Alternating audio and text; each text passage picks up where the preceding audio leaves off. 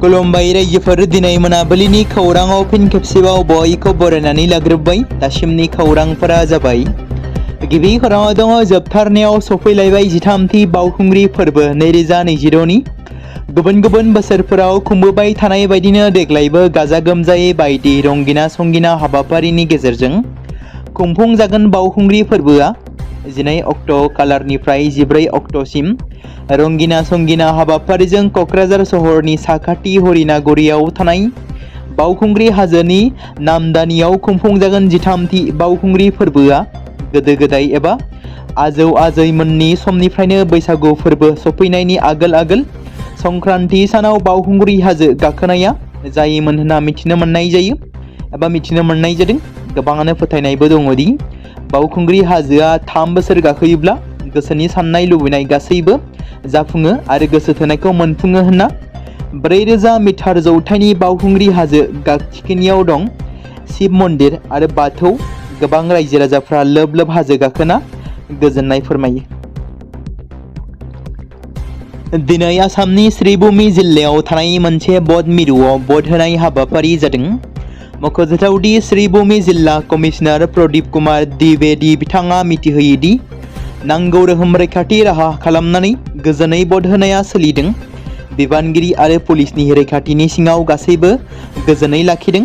बौद्ध होनाया गोजोनै आरो रैखाथियै खुंफुंजादों होनना बिथाङा बुंदों। बिथाङा बुंबावदोंदि 9 एप्रिल खालि बौद्ध होनाय समाव दावराव दावसि जानायनि थाखाय भारतनि बिसायख'थि आय'गआ फिन आरोबाव बौद्ध होनो बिथोन होदों, जेराव 9 एप्रिल खालि श्रीभूमि जिल्लानि मोनसे बौद्ध मिरुखौ दोनथ'नाय जादोंमोन, जायनि थाखाय दिनै बौद्ध होनाया फिन जाफिनो आरो गोजोनै खुंफुंजायो। बेयो दिनै 239थि बेबिलियन हाई इंलिश स्कुलनि बौद्ध मिरुआव फिन बौद्ध होनो थाखाय सा 599 बौद्ध सोगिरिफ्रा गावसोरनि बौद्धखौ गोजोनै होयो होनना बे समाव मिथिनो मोन्दों। आसाम एसेम्ब्लि बिसायख'थिखौ लानानै दासान्दि समाजारि बिजोङाव गोसारदों। बिसायख'थिनि फिथाइ एबा रिजाल्ट होयैनि सिगांनो एक्जिट पोल।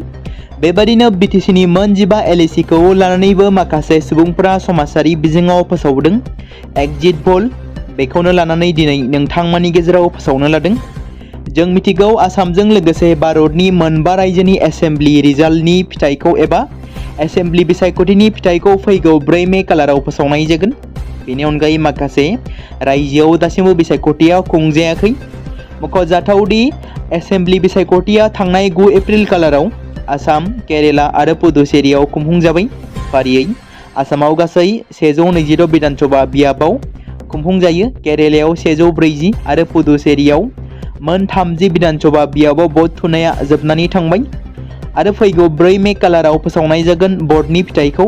नाथाय बर्डनि रिजाल्ट फोसावैनि सिगांनो दासान्दि बिटिसिनि खुंथाय सोरखाराव थानाय बिपि पार्टिनि माखासे सुबुंफोरा एक्जिट पोलखौ ओरैबायदि फोसावदोंदि बिपिएफआ मोन 11, बिजेपिआ मोन 4 आरो इउपिपिएलआ 0 बेबायदि फोसावनायखौ नुनो मोन्दों।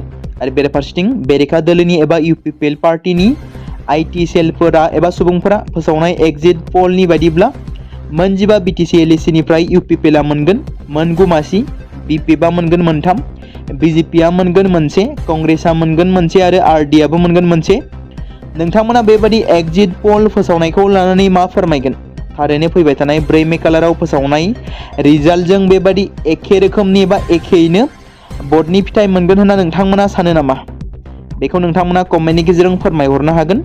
मख'नो गोनांदि फैगौ 23 आरो 29 एप्रिल खालाराव आरोबाव आसाम केरेलायाव जानाय बायदिनो मोननै रायजोआव खुंजागोन बिसायख'थिया। फारियै 23 एप्रिल खालाराव तामिलनाडु आरो 23 आरो 29 एप्रिल खालाराव वेस्ट बेंगलाव खुंजागोन बिसायख'थि। दायो बे मोननै रायजोखौ लाफानानै जयैनो मोनबा रायजोनि बिसायख'थि रिजाल्टखौ फोसावनाय जागोन। मानसि बुथारनानै खारखुमानानै दं सासे दायनिगिरिया। सावगारियाव नुनाय बर' सुबुङा थांनाय 9 एप्रिल खालि सासे मानसिखौ एबा सुबुंखौ गारिजों सौख्लायनानै जिउ फोजोबनानै खारखुमानानै दं होनना बे समाव मिथिनो मोन्दों। सौग्रावनाय जाथाया जादोंमोन सनितपुर जिल्लानि गरमारा तिनियालियाव, जायखौ ओनसोलनि थागिबिफ्रा फोरमायथिदों। फोरमायथिनाय बायदिब्ला बे दायनिगिरि सुबुङा सनितपुर जिल्लानि गरमारा माद्रबिल गामिनि थागिबि मनजय सोरगियारि होनना मिथिनो मोन्दों। बेनिखायनो सोरबाफोर दायनिगिरिखौ बहाबाफोर नुयोब्ला 789683223 बे जानबुं नम्बराव खौरां हरनो थाखाय खावलायदों। गंसे निखावरि नखराव जोनोम मोननाय कुइन बेगमनि मोनसे थुलुंगाखांथाव खौरां। सांग्रेमाखौ बथलाव सोनानै सांग्रेमानि सोराङाव फरायनाय आरो अखाफोरनि सोरांजों फरायनाय लखिमपुर जिल्लानि कुइन बेगमा 82% लानानै बे बोसोरनि मेट्रिक आनजादखौ उथ्रिसार जानो हादों। बिथाङा आदर्श गोजौसिन फरायसालिनिफ्राय मोनब्रै आयदायाव लेटार नम्बर लानानै 82%जों मेट्रिक आनजादखौ सेथि मासियाव उथ्रिसार जानो हानाया गाव आरो नखरनि सोद्रोमा, गाहायै बिमा आरो मेगननि खुसिनि मोदै लाबोनो हादों।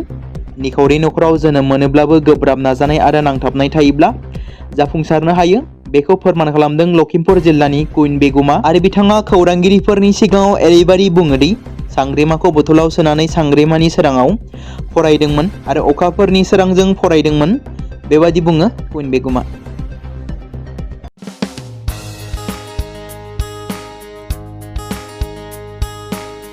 बे समाव मोनसे गोजोनथाव खौरां। बिटिसि हालामनि रायजो राजाफोरनि थाखाय मोनसे गोनां फोसावथाय। क'क्राझार जिल्लानि सिङाव थानाय बड'लेण्ड एकाडेमि सिनियर सेकेन्डारि स्कुला लानानै फैदों गोजोनथाव खौरां। बड'लेण्ड एकाडेमि सिनियर सेकेन्डारि स्कुला 2026 आरो 2027 सोलोंथाइ बोसोरनि थाखाय लानानै फैदों नार्सारिनिफ्राय लानानै थाखो 9 सिम फरायसा आरो फरायसुलिफोरनि गुनगोनां सोलोंथाइनि थाखाय खम बेसेनावनो गोदानै मुं थिसननायनि खाबुखौ होगासिनो दं। मख'जाथावदि क'क्राझार जिल्लानि हल्टुगाव आउटपस्टआव थानाय क'क्राझार तिनिआलिनि बड'लेण्ड एकाडेमि सिनियर सेकेन्डारि स्कुला गुनगोनां सोलोंथाइ होनायजों लोगोसे थाखो 9 नि थाखाय इलेक्टिभ साबजेक्ट महरै मेथामेटिक्स, जिअ'ग्राफि, हिन्दी, हिस्टरि बायदि आयदाखौ लानो हागोन। मोजां सोलोंथाइ लानायनि अनगायैबो बड'लेण्ड एकाडेमि सिनियर सेकेन्डारि स्कुलाव उफ्रा सोलोंथाइ हिसाबै environment field study, English speaking course बायदिखौ लाफानानै सोलोंथाइ लानो हागोन। बेनि अनगायैबो गोजान लामा हान्थिनानै फरायग्रा फरायसा फरायसुलिफोरनि थाखाय आलादा आलादायै मोजां हस्टेलाव थानानै फरायनो हानायनि खाबुफोर होनाय जादों। बेनि थाखाय नोंथांमोना आबुङै मिथिबावनो थाखाय एबा थोंजोङै फोनांजाब खालामहर 9101 488399 जानबुं नम्बराव। बे समाव मोनसे गोनां फोसावथाय। बर' सावथुन नायनानै मोजां मोनग्रा गासै बर' रायजो राजाफोरनि गेजेराव लानानै फैदों मोनसे बर'नि OTT प्लेटफर्म गोनां, जाय प्लेटफर्मनि गेजेरजों नोंथांमोना बर'नि गोदान गोजाम सावथुनफोरखौ नुनो मोनगोन। थांनाय माखासे बोसोर सिगां बर'नि गेजेराव लानानै फैनाय निउबो एप बायदिनो फिन आरोबाव लानानै फैदों बर' रायजो राजाफोरनि थाखाय। बे बाथ्राखौ मख'नाया गोनांदि 2025 मायथाइनि जानुवारि दानाव ओंखारनाय आंगो स्ट्रिम मुंनि मोनसे OTT प्लेटफर्म गोनां निउबो एपनि गेजेरजों नोंथांमोना गोबांथार बर'नि सावथुनफोर जेरै ट्रेजेडि, रमान्टिक, एक्सन आरो कमेडिजों बुंफबनाय सावथुनफोरखौ नुनो मोनगोन। जेरै सनानि नखर, थांखि गैयै समाज, अनसुला आफा, हिर', बिमा बायदि बाजै, अर, थैसाम, वान्टेड, संदान आरो रं नाम्बार बायदि सावथुनफोरा मख'जाथाव। बेफोर सावथुनफोरखौ नायनो थाखाय नोंथांमोना गिबियावनो आंगो स्ट्रिम एपखौ गाव गावनि मबाइलाव थानाय प्ले स्ट'रनिफ्राय डाउनल'ड खालामनानै लोगोसे इनस्टल खालामनानै गावनि मबाइल नाम्बारजों लगइन खालामनानै लाग्रोनांगोन। बेनि उनाव नोंथांमोना गोबांथार नुनो मोनै सावथुनफोरखौ गुगोल पे, फन पे आरो पेटिएमजों रं नाम्बार सावथुनखौ नायनो थाखाय 60 रां आरो संदान सावथुनखौ नायनो थाखाय 80 रां, वान्टेड सावथुनखौ नायनो थाखाय 60 रां, थैसाम सावथुनखौ नायनो थाखाय 60 रां बेबायदिनो गोबांथार नुनो मोनै सावथुनफोरखौ नायनो थाखाय सुबिदा खालामनानै होदों आंगो स्ट्रिम प्लेटफर्मा। फिन नोंथांमोननि गेजेराव फोरमायबावनो लादों बर' सावथुन नायनानै मोजां मोनग्रा गासै बर' रायजो राजाफोरनि गेजेराव लानानै फैदों मोनसे बर'नि OTT प्लेटफर्म गोनां, जाय प्लेटफर्मनि गेजेरजों नोंथांमोना बर'नि नुनो मोनै सावथुनफोर जेराव गोदान गोजाम सावथुनफोरखौ नुनो मोनगोन। बे बाथ्राखौ मख'नाया गोनांदि 2025 मायथाइनि जानुवारि दानाव दिहुनजानाय आंगो स्ट्रिम मुंनि मोनसे OTT प्लेटफर्म गोनां एपनि गेजेरजों नोंथांमोना गोबांथार बर'नि ट्रेजेडि, रमान्टिक, एक्सन आरो कमेडिजों बुंफबनाय सावथुनफोरखौ नुनो मोनगोन।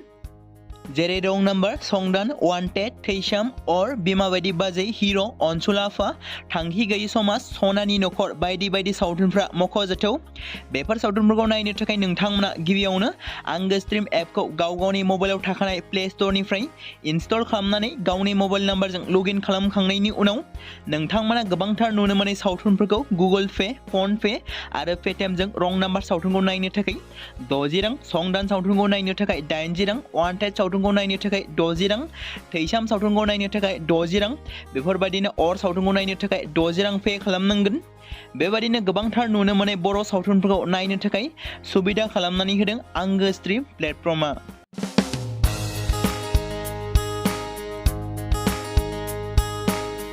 बे समाव मोनसे गोजोनथाव खौरां, बिटिसि हालामनि रायजो राजाफोरनि थाखाय मोनसे गोनां फोसावथाय। क'क्राझार जिल्लानि सिङाव थानाय बड'लेण्ड एकाडेमि सिनियर सेकेन्डारि स्कुला लानानै फैदों गोजोनथाव खौरां। बड'लेण्ड एकाडेमि सिनियर सेकेन्डारि स्कुला 2026 आरो 2027 सोलोंथाइ बोसोरनि थाखाय लानानै फैदों नार्सारिनिफ्राय लानानै थाखो 9 सिम फरायसा आरो फरायसुलिफोरनि गुन गोनां सोलोंथाइनि थाखाय खम बेसेनावनो गोदानै मुं थिसननायनि खाबुखौ होगासिनो दं। मख'जाथावदि क'क्राझार जिल्लानि हल्टुगाव आउटपस्टआव थानाय क'क्राझार तिनिआलिनि बड'लेण्ड एकाडेमि सिनियर सेकेन्डारि स्कुला गुन गोनां सोलोंथाइ होनायजों लोगोसे थाखो 9 नि थाखाय इलेक्टिभ साबजेक्ट महरै मेथामेटिक्स, जिअ'ग्राफि, हिन्दी, हिस्टरि बायदि आयदाखौ लानो हागोन। मोजां सोलोंथाइ लानायनि अनगायैबो बड'लेण्ड एकाडेमि सिनियर सेकेन्डारि स्कुलाव उफ्रा सोलोंथाइ हिसाबै environment field study, English speaking course बायदिखौ लाफानानै सोलोंथाइ लानो हागोन। बेनि अनगायैबो गोजान लामा हान्थिनानै फरायग्रा फरायसा फरायसुलिफोरनि थाखाय आलादा आलादायै मोजां हस्टेलाव थानानै फरायनो हानायनि खाबुफोर होनाय जादों।